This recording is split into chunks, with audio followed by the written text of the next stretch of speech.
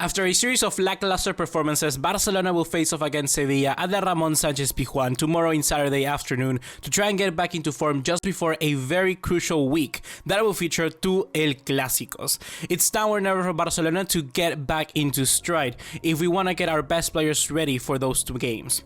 We should not take Sevilla lightly in this game, however, because even though they have been struggling in La Liga, their recent form in Europe has really gotten better and just completely blasted for a very strong Lazio side, one which Machín will certainly be proud of his team. In the case of Barcelona, we don't have that luxury, so we certainly be up to Valverde and the players to determine how good do they want to come out of this one. Sevilla versus Barcelona match preview coming up.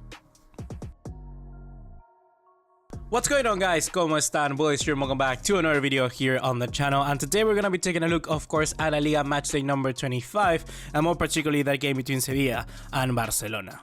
And one more thing before starting off this video, be sure to check out our friends at Golazo Jersey. Links are also going to be in the description down below. They are a very good place to get cheap, reliable, quality footballing kits, so go there and get yours.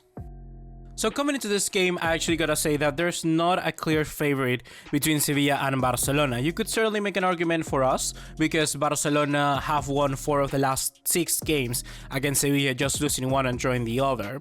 But in the case of how both teams approach this game, there's really not too much difference, just in the way that some of the draws that Barcelona has managed to pull through for Sevilla have been losses, because both teams have also only won 2 games of the last 6.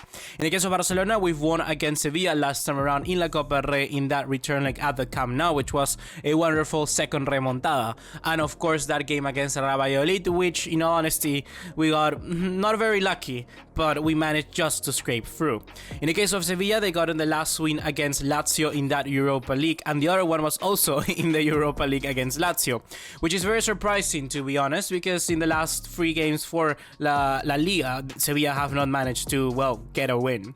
The key for Pablo Machín here in my eyes is that he will need to find a way to translate that from the Europa League into this La Liga team, because right now they've been falling very much. Not necessarily from the top 4, which in my eyes is still their objective, but I believe that most of us could also predict at the start of the season that Sevilla could battle it out to get that second spot in the table. I thought they were going to have a very big chance to finish second, but it just seems that after that game against us in La Copa del Rey, they've been really trailing down. Furthermore, I really want to make a mention into that game between Villarreal and Sevilla, which Sevilla surprisingly lost 3-0. A game which at El Estadio La Cerámica, Villarreal really looked like a different team, but we're not facing them, are we? We're facing Sevilla. And Pablo Machín rotated his side very heavily for this one. You could say that there was an argument because he had kind of like a sandwich game between 2 Lazio round of 32 games, and that could also be a very big possibility. But if we take a look at, like I said, Sevilla right now, where they are 4th in the table with only 37 points. They are far away adrift from 3rd place, which we see Real Madrid. So right now they are not going to battle it out for 3rd or 2nd place. Right now the only thing that they have at their disposal is at 4th place in the Champions League. So they're gonna need to try and basically rotate as much as they can to ensure that they are gonna get the Champions League position either through the Europa League or either through the La Liga. And right now, for me, in my eyes, the best possible thing for them would be to put my fruits in one basket, and that for me would be the basket of the Europa League, because that's a competition they all know. This can work in favor for Barcelona, but it's still not a reason for us to just take it slightly, because Barcelona cannot take it slightly. We are a team right now that are in, I'll say, a mini crisis. A crisis which cannot score goals. Since the departure of Arthur through injury, we have only been able to score one of them, and that was against Real Valladolid. So Barcelona really needs to improve. We need to get it going. And most importantly, Valverde needs to make those decisions we all desperately want him to see. Valverde needs to get some cojones, and if he saw that game between Atletico Madrid and Juventus, I hope that he copies the celebration from Simeone, because right now I'm questioning if he really have balls. In addition to this, I believe every single one of us should be very focused on what Valverde is going to do in every single part of our play. Because in the case of the center back positions, we got Clement Lenglet, with a risk of getting a yellow card and then through suspension missing out that very crucial game against Real Madrid. That is why I believe that Valverde could start Murillo in this game, because also Vermeulen, let's remember, he's doubtful due to his injury that he suffered 2 match days ago. And in the midfield position, we got also a very big discussion. Is Valverde going to go right away with Sergio Roberto another time, or is he going to decide for someone like Arturo Vidal? In this game, I will go with Arturo Vidal. I believe that his stamina, his energy, and everything that he can give us to this team can provide us with a very good outlet to stop Sevilla. And up top, the question is certainly going to be, what is it going to do with Luis Suarez? Like I mentioned before in our Aura Blaugrana podcast, Luis Suarez's situation is very, very peculiar, because Luis Suarez is a player which certainly, I bet that every single person, probably other than a Barcelona fan, would select him to start in his team no matter what. He can still provide you with a lot of different things and can add a lot to our game. But it's certain that the goals right now that we need, the points that we should take, Luis Suarez cannot give it to us. So in my honest opinion, Luis Suarez should be dropped for this one, or in another way, should be, air quotes, rested. I believe that it will be a very good chance to start Messi in a false nine, and furthermore, in the way that Sevilla play, Pablo Machín instructing that 5 at the back, with very attacking wingbacks in Quincy Promes and also Jesus Navas. Someone like Messi is going to be able to have a field day looking for the spaces that they will leave in behind, because Quincy Promes is not a left wingback. He has always been a left forward, and he's still for the Netherlands, and sometimes he's even a striker. And in the case of Jesus Navas, the very same thing.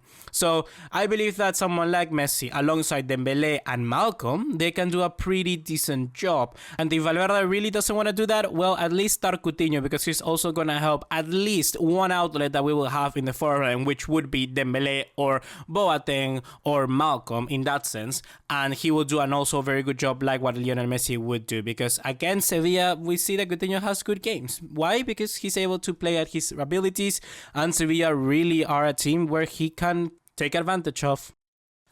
And before giving you my starting 11, I really want to comment something nice that really just made my day. Silicen and Arthur Melo have been training very, very hard to get back for those games against Real Madrid.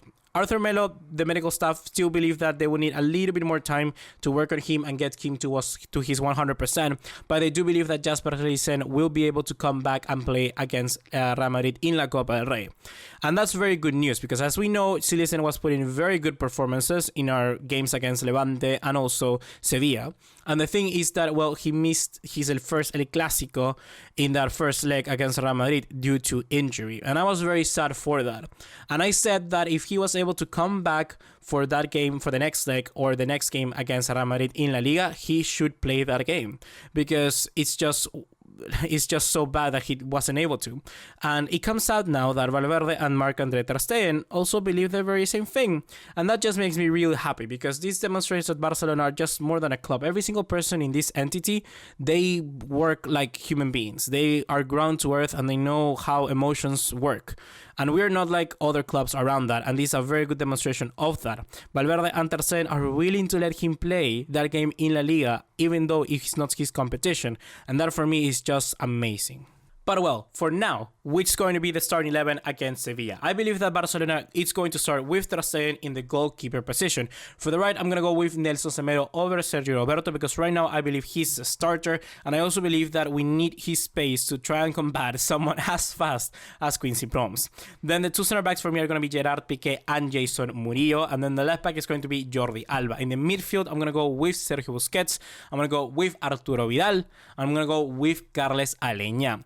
It's certainly that we need someone with that playmaking ability. And if it's not Carles Aleñá, it has to be Philippe Coutinho. But I'm getting tired. I'm really getting tired, because Valverde is not going to change. I'll tell you, this is what I want to see. This is what I want to see. But I wouldn't be surprised if Rakitic starts. You know the same thing. Valverde loves his Ivan Rakitic. And then up front, I'm going to go with Messi as a false 9. And then I'm going to go with Ousmane Dembele and then with Malcolm Felipe Silva de Oliveira. That's his complete name. I learned that the other day. And in the case of Sevilla, we're going to go with their typical 3-5-2. They're going to go with Thomas Vlakic in goal. The three center backs are going to be Sergio Gomez, Simon Kjaer, and Daniel Carrizo. However, do not get surprised if Gabriel Mercado plays because Carrizo has a knock. Then the line of 4 of midfield is going to be Quincy Promes, Franco Vázquez, and Ever Banega, and Jesus Navas. I almost say Lucas Vázquez. And then the number 10 is going to be Pablo Sarabia, and then up top, Andre Silva and Wissam Ben Yedder. So overall, with all of this being said, my prediction for this game is going to be either a 2-0 win for Barcelona or a 3-1 win. I believe Barcelona, they need to get goals. That's the most important thing for me in this game. I normally say the defense. I say that a lot. But coming against Real Madrid in, well, La Liga and La Copa del Rey, we need to get going. We really need to get this going. Because not scoring goals just keeps your team in a very, like, gloomy state of mind. They just don't let you think. They keep you, like, blocked. So goals for me right now can solve a very big illness we have at the moment. Goals are the cure to a lot of things in football. They really are. So this for me is a very, very important thing that Barcelona needs to keep in mind. Sevilla can also score a lot of goals against us, so I wouldn't be surprised if this game even goes up to like a 4-2. But well, that is what I think. I think that if Barcelona take their chances and most importantly exploit the very big attacking Sevilla prowess that they're going to have in this game via Messi just pickpocketing up the spaces, someone like Vidal covering up for the runs of people in the middle like Franco Vázquez, and of course man marking if possible, someone like Ever Banega, not allowing him to distribute the ball. And they have Semedo and Jordi Alba looking for Quincy Promes and also Jesus Navas. Barcelona can really have a good way in this game. The main reason why Barcelona not so many times struggle against Sevilla is because of that exact same reason, because Sevilla are a team that go looking for the game. They go out looking for the victory because that's the only thing that with their players that they have, they're allowed to do. So Barcelona can really have a big chance here to get our motivation going. Imagine just an amazing result like a 4-2, like I said, or a 3-1. How much of an importance would that be going against Real Madrid? The motivation of this team and more importantly the fans will be incredible to be able to support Barcelona in this very tough week. So guys, that's going to be everything for today. Be sure to drop us a like, leave us a subscribe, turn the bell notification icon and follow us on all other social media to keep up to date. And if you haven't seen the podcast format, the new video right now on the channel, be sure to check it out. I really put a lot of effort in that, and if you enjoy podcasts like that, I may even try to upload it in other places, kind of like a Spotify or SoundCloud for you to enjoy. I definitely want to get more people involved, get special guests if possible, because podcast is something which it's really nice. It's really nice to do and very fun to hear as well, I believe. See you in the next one. Take care. Ciao.